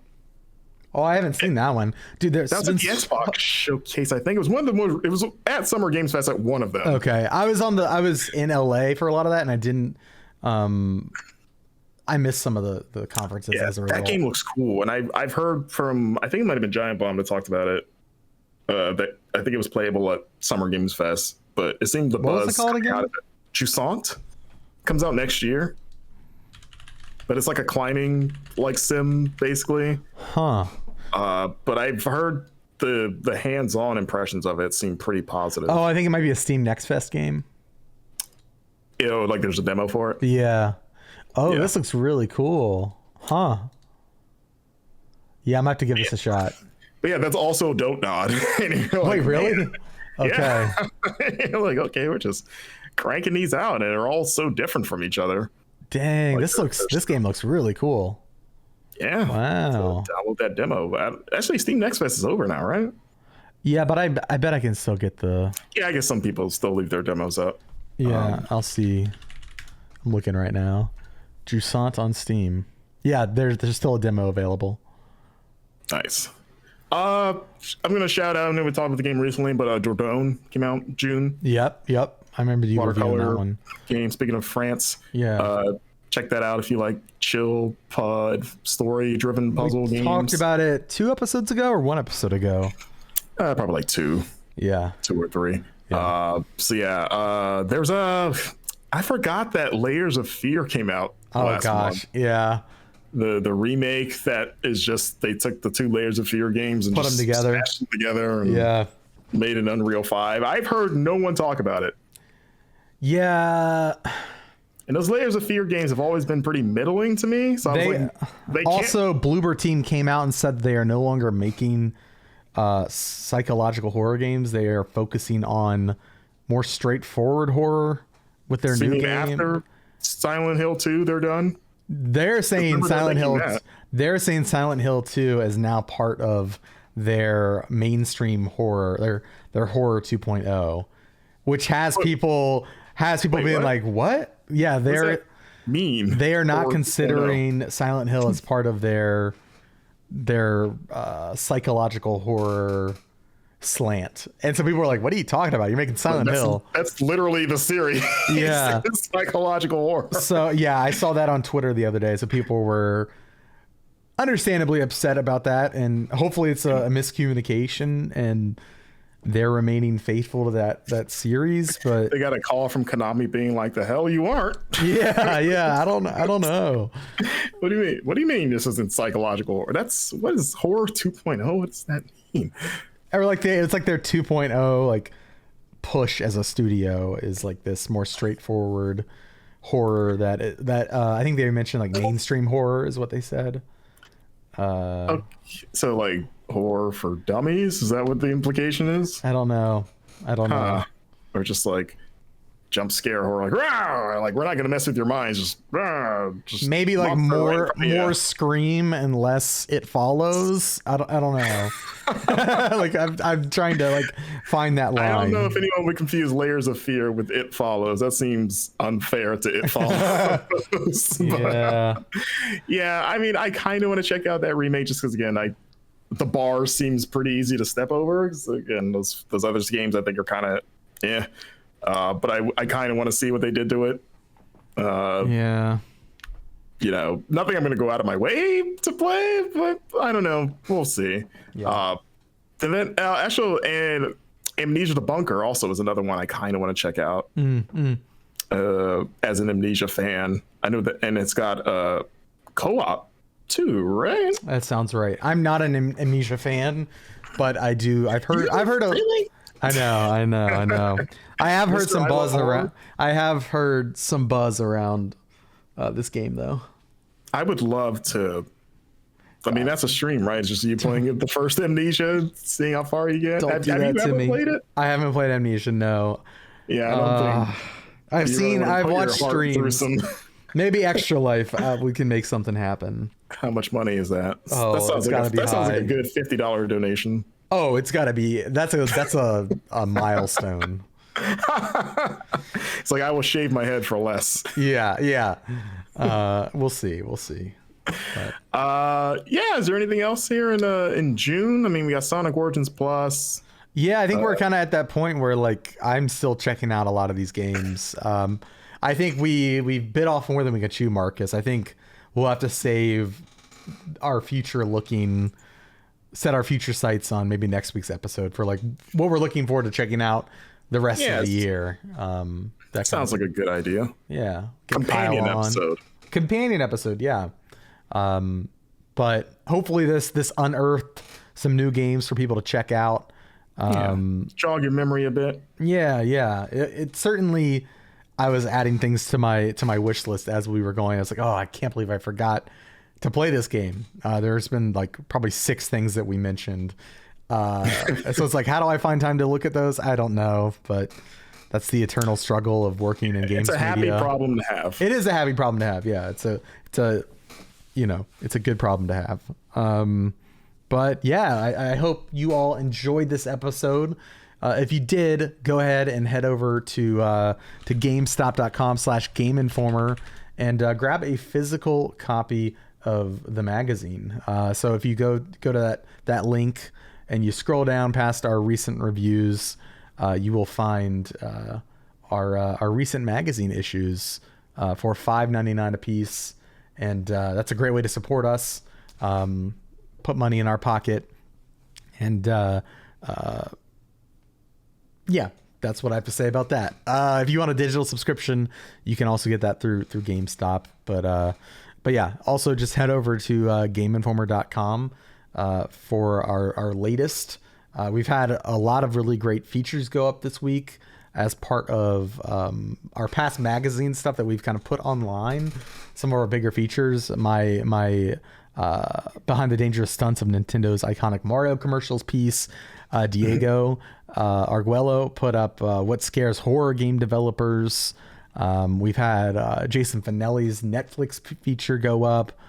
Kyle Hilliard has an opinion piece on how is Capcom's RE engine so versatile, as well as the normal news grind and all that stuff, latest reviews. But yeah, head over to GameInformer.com for all of that. Don't forget to follow Marcus here on social media at Marcus Stewart 7. You can follow me at It's Van Aken. Marcus, are you on Blue Sky yet? Are you gonna be a Blue Sky guy? I was recently offered an invite code. Yeah. From Margaret, because I think she thought that I asked for one, and I told her like I never. She's like, you were getting a code. I was like, I never asked for one, and she thought that was hilarious for some reason. But no, I'm not. I know everyone flipped out. What was it this past weekend with the Twitter rate limit fiasco? The rate limit, yeah. Which was like fixed, right? I haven't folled it closely, but it sounds like that's not a problem. And now. Also, you can no longer use TweetDeck in 30 days. Yeah, I've never used TweetDeck. Some people, that's all they use it for, but yeah, I'll probably go there eventually, but I'm not in a rush. Okay. I'm not on Twitter enough to like. That's fair. I'm indifferent to Twitter. You know what I mean? Yeah. Yeah. So it's like, yeah, if I have a spare one, like I've been letting the people that want one get one before I'll be like, yeah, I'll bring up the caboose. That's fair. Yeah. Well, if you're on that app and you'd like to follow me or Game Informer, we're on there, as well as a few other staff members who have decided to join up there. But yeah, if you enjoyed this episode, be sure to share the show with a friend. Leave us a review on Apple Podcasts or a rating on Spotify. And go listen to All Things Nintendo, hosted by Brian Shea. It's Game Informer's other weekly podcast, all about Nintendo. Shout out to Matt Storm, our podcast editor. Thank you for editing the show every week. And go check out their podcasts, which are Fun and Games, and Reignite Podcast, which is a BioWare podcast. Marcus, I think that's going to do it for this week. I'll talk to you next week. Goodbye, my friend. Yeah. I won't talk to you until then. We only talk on episodes of this show. Yeah, you do it on principle. Yeah, absolutely. All right. Bye, everybody.